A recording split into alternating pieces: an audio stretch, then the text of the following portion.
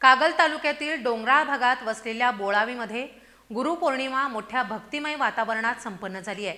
दत्तपंथ भक्ती मंडळ यांच्या वतीनं गेली 50 वर्ष गुरुपौर्णिमा साजरी केली जाते। दत्ता नलवडे यांनी गुरुपौर्णिमेची सुरुवात 50 वर्षांपूर्वी केली होती, ती आज अखेर अखंडित चालू आहे। 50 वर्ष अविरतपणे कागल तालुक्यातील बोलावी इथल्या दत्तपंथ भक्ती मंडळातर्फे गुरुपौर्णिमा उत्साहात पार पडली आहे। सर्वांचं श्रद्धास्थान भैरू नलवडे यांनी हा संप्रदाय सुरू केलाय।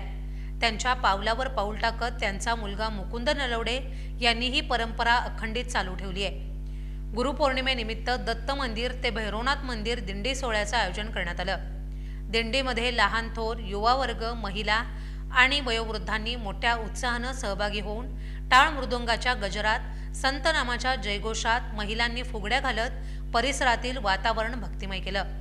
दिंडीच्या समाप्तीनंतर मारुती अंतू पाटील आणि सुरेश शंकर पाटील यांच्या सहकार्यातून महाप्रसादाचं वाटप करण्यात आलं। संजय पाटील, संजय डवरी, दगडू तळेकर, दत्ता पोटळे, अवधूत पाटील, विजय पाटील, उत्तम पाटील, धोंडीबा पाटील यांनी पुढाकार घेऊन पालखी सोहळा पार पाडला। यावेळी खांडेकर केबल नेटवर्क यांचं विशेष सहकार्य लाभलं।